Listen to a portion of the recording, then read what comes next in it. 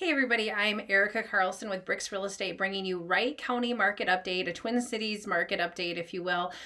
This information might be helpful whether you're thinking about buying a house this year or you have a house, you're thinking about selling that house. Just generally, it's real estate information to just help fill in the gaps if you're curious about that. I also have Molly Zimmerman from Bell Mortgage Bank here today. We are going to talk about what to look for in a solid lender partner, and this is an incredibly important conversation, but one that we just don't have very often with each other. We don't think about until we're ready to buy a house. So if you are going to need financing, I hope you'll stay tuned towards the end when we bring Molly on. So as always, I'm going to start with some data. So give me just a moment to pull up my screen. We have continued to stay in that seller's market. We would predict that we will be here for a number of weeks, a number of months. It's just a slight gentle move up from that equal market that we were at. We're kind of almost in a buyer's market this winter. So, I know when I look outside, there's no snow. It is technically winter. It is definitely surprising we don't even have more real estate transactions considering the weather is so good. But people came off the sidelines after the holidays. They're ready to buy their new house. A lot of people's leases are running up, etc. So we continue to see that frenzy of people coming off the sidelines. And so if you were waiting for a deal, I think there's no other way to say it, that those moments may be gone. Now, we're going to look at the data a little bit further, and you're going to see that pockets do determine this conversation. So we're just speaking about the Twin Cities metro at large. You can see on my screen the inventory over last year. It's kind of comparable. It was much more severe the last couple of weeks. Median days have come down. I think we were like the 40 or 44 last week. We're down to 38 now. So that's showing you houses are selling faster, and then interest rates have stayed about the same. I'm not a loan officer. I'm not quoting anything, but just average 30-year fixed, no particular lender. We're hovering around that 6.99. Of course, you need to do your due diligence and find out what it would be for you. And that's not including discount points. So definitely ask those questions. So digging into our February 7th, we're going to start with showing activity, and I'm going to try to speak English here. So really the 250 to 500K range, we're looking at about 2 showings a week in Wright County being just kind of your average run-of-the-mill number that you're going to expect. And it kind of doesn't matter whether you're closer to 250 or 500. We're just really kind of hovering around that 2 showings a week. So if you are getting more than 2 showings a week, you should be excited. Now, that doesn't mean that's what it would be like the first weekend you put your house on the market. We do tend to get like that, a lot of people come out that first weekend. So this would probably be past that point. And again, this is an average. So it's everything that is on the market between that 250 to 500K. And that's an entire county, which is obviously a very massive area. When we compare that to Hennepin, which is also massive, more population, it's interesting that their showing activity is about 6 showings or 6.2, but obviously there's no 6.2, that doesn't exist. We look at decimals just in case things are moving more gently. And so when last week, it was 5.1, so 6.2 means even more people have come out and start shopping for houses in Hennepin County.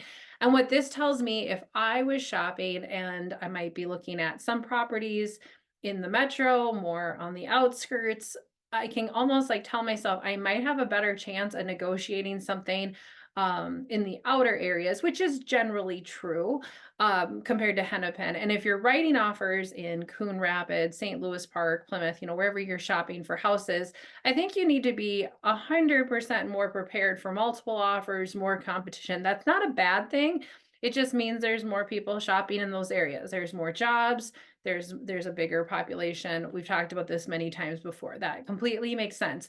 The discrepancy between Wright and Hennepin is a little surprising. You would think there would be a little bit more similarity. And when we look over the last couple of weeks, it's like, it's kind of going, there's a little bit of change, like for Wright to be up and then Hennepin to be down last week, and now it's back to where it was January 24th. It's just, I can't really make rhyme or reason or whatever the saying is. Days on market have come down significantly over last week. Now, the reason my numbers changed so radically compared to if you jumped on MAR or the SPAR website, which are our local associations, their data tends to be a month, 2 months behind. I am pulling pending data. So I'm only looking at the houses that are actually selling. So this is kind of nice. It doesn't include data from the houses that sit and sit and sit. So sorry, that sounded kind of offensive, but I hope the message wasn't lost. So 35 days is about what we're looking at on average, 21 median. This is a pretty significant improvement over last week in terms of the average. And so again, we can see more buyers are coming up, making those houses sell faster. In terms of what's interesting about this data, is just the lack of inventory. Where are the houses? We had 435 last week. Now we only have 413. So if you're shopping, not only, are you thinking, okay, the competition is going to continue to pick up week over week. It's also like, where are those houses? So if you are a home seller and you're like, when should I time this? We know statistically speaking, the 2 last weeks of March and the 2 first weeks of April are the best time for the most buyer activity, getting that fast offer, maybe getting the most amount of money. But look at the data. There are no houses for people to buy. I know, and you look at this and you think 400 houses, that's a lot of choices. It's not when a person like puts in their actual criteria. Here's my price point. Here's how many bedrooms and baths. This 413 will get dwindled down to a few properties. So, your situation is your situation. You need to do what is right for you. But if you're just holding off, maybe there's no reason to do that. I know a common rule people use is like you wait until the Super Bowl. Well, that's right around the corner. So it'll be interesting to see if the inventory picks up next week just because of that Super Bowl thing. Pendings have gone up a little. Okay, that makes sense. These people went under contract 30 days ago, more or less. That was after, maybe right after the holidays-ish.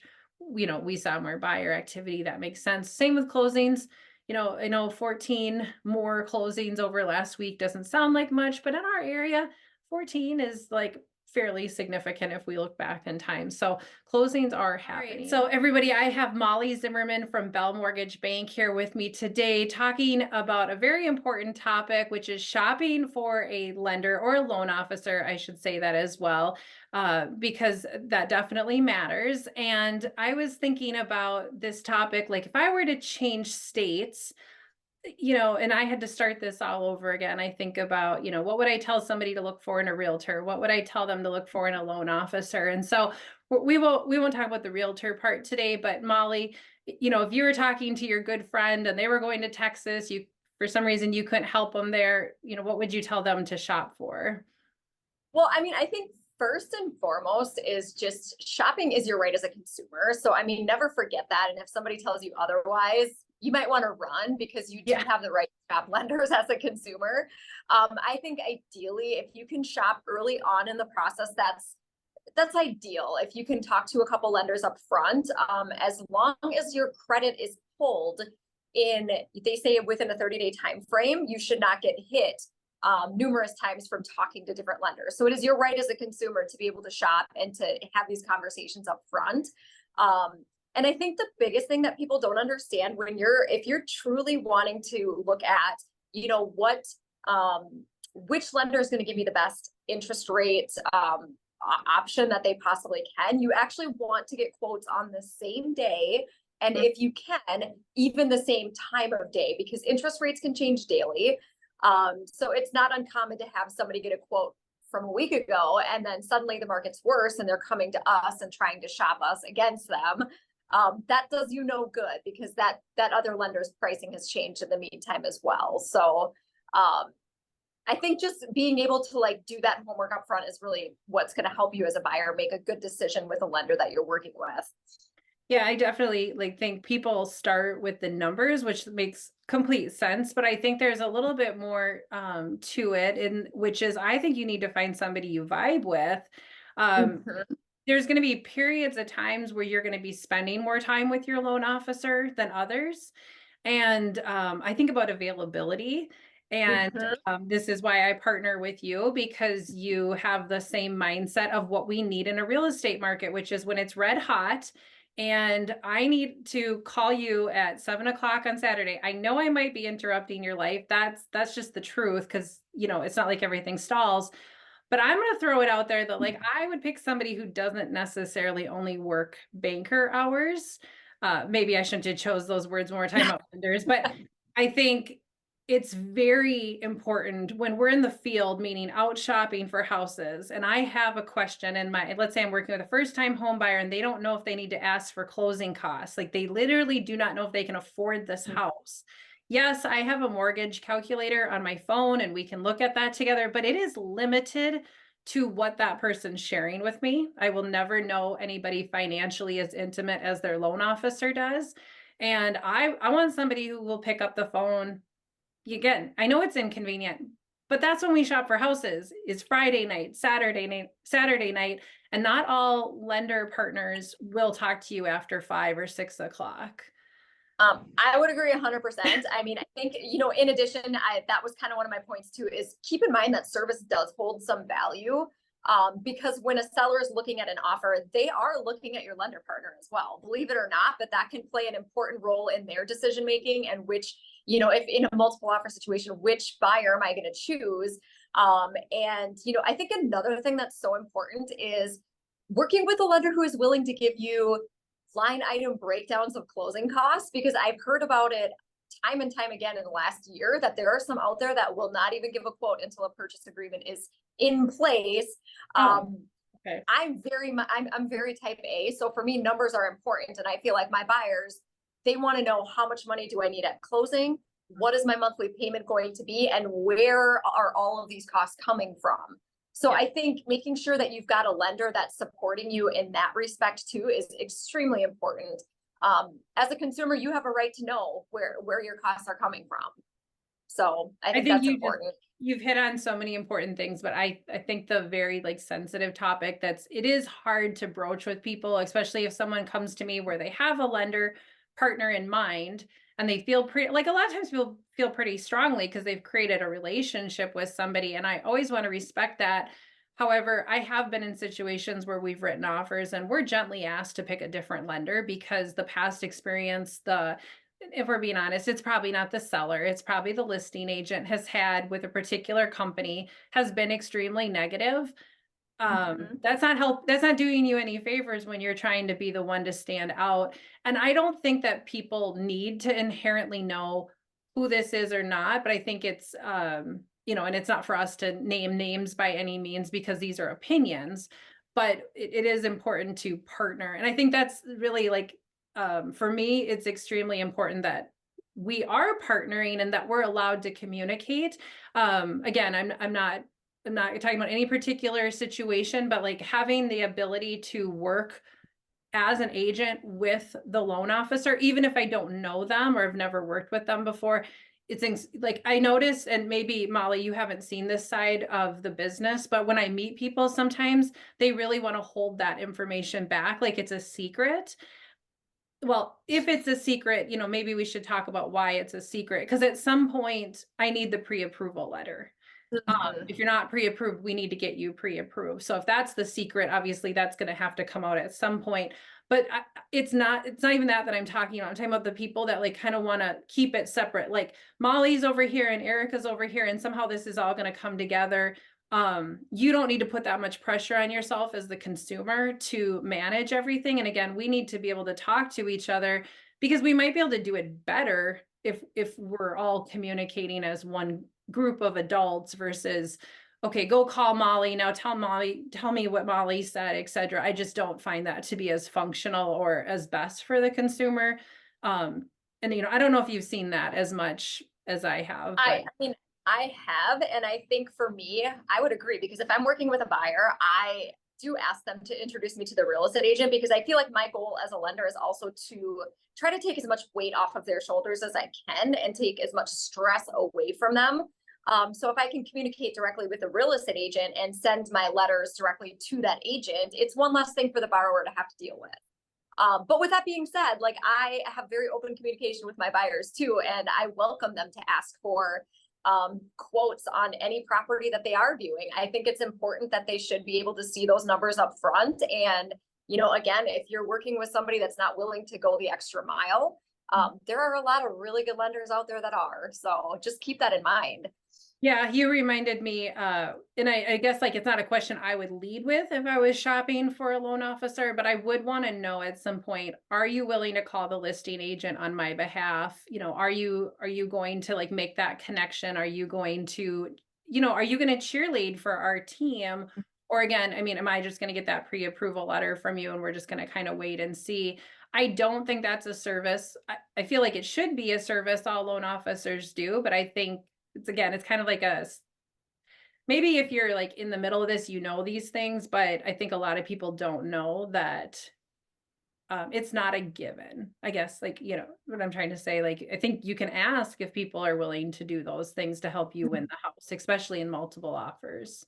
Yeah, and I think, I mean, we do our best, right? We also have families and other things going on in life, but Yes. I mean, I had buyers this past weekend. They got an offer accepted because I was helping them on a Saturday night, and I talked to the listing agent on a Saturday night. And it was going that extra mile that helped them secure a property that they were absolutely in love with. So whatever we can do to help, that's what we should be doing. That's the perfect way to say it, is that it's going a little bit up and beyond, and hopefully all these things we've brought up to people get them thinking like a little bit more about the types of questions. I personally have I don't know, it's like a PDF file of like questions you should be asking when you're shopping for a loan officer. I'm happy to give that to anybody who reaches out to me. It's just one page, just something I have typed up. I include it in my client welcome packet when I first meet people, because I know loan officers have a lot of questions, but everybody is allowed to ask questions both ways. And I think the insecurity is like, what am I supposed to ask outside of like, how much money am I getting? What's my interest rate? And, when can I start shopping?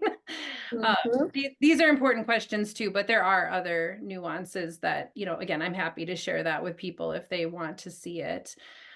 Is there anything else we didn't hit on that you thought of?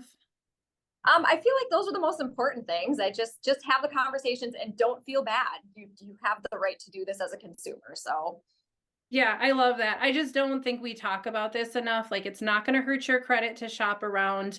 Ask questions, pick up the phone.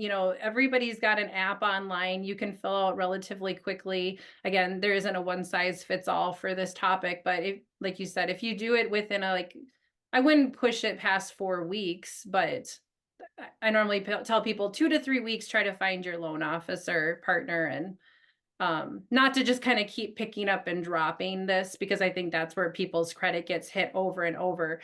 They don't realize that inquiry may be triggering another credit pull, and that you can avoid it, is the bottom line. All right, I think we've covered all ground. Thank you again so much for joining me today, Molly. thank you. All right, have a great week.